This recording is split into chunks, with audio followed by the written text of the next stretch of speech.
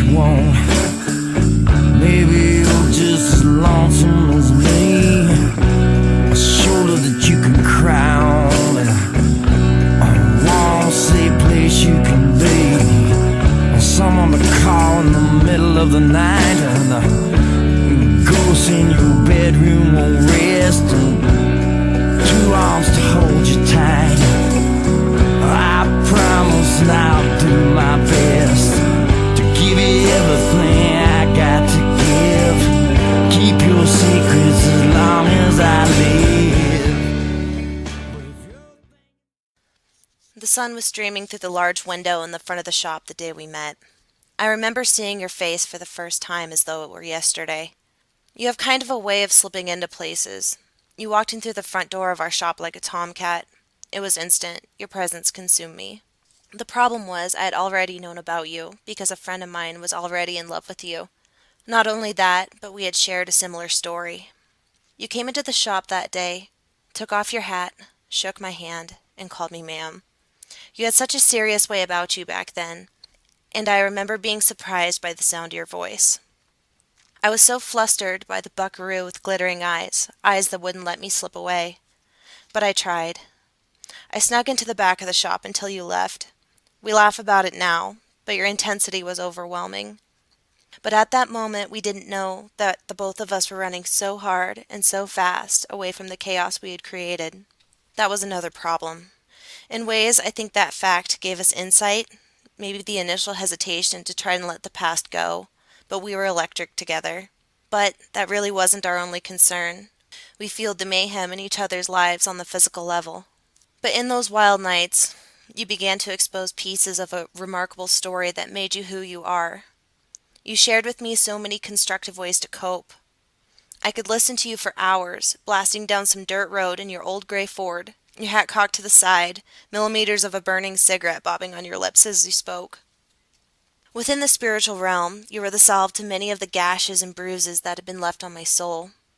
Your conviction gave me hope that one day I could be whole for myself, that maybe the bad days would become, as you said, few and farther in between. I knew that when I met you, you could see behind my facade. You can see into the brokenness of my heart. Do you remember that Steve Earle song, Clay? I had you listen to it on your way to work. You left at 3 a.m. to get to Three Forks to day work for Rose Cattle. Do you remember what you showed me? I can make you a believer in fate, divine intervention and signs of the sun. You came to me, not a moment too late, with death at my door and time on the run.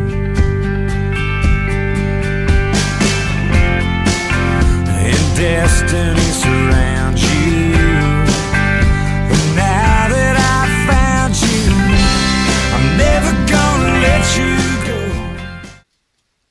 I was still scared. I was scared that maybe I wasn't ready, or that you'd break my heart.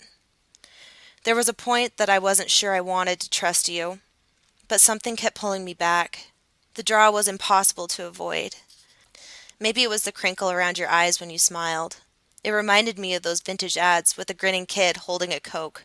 Maybe it's the hazy nights with smoke and gin, followed by church on Sunday mornings, the dynamic communion of both worlds. Perhaps it was the late nights in the calving barn talking about God. Fact, you find God in His creation, not in a church pew. All I know is that there isn't another that could have done what you did. I tell people often that you're my saving grace, just by being you. You simply let me fall in love. I don't think they fully understand the capacity of that.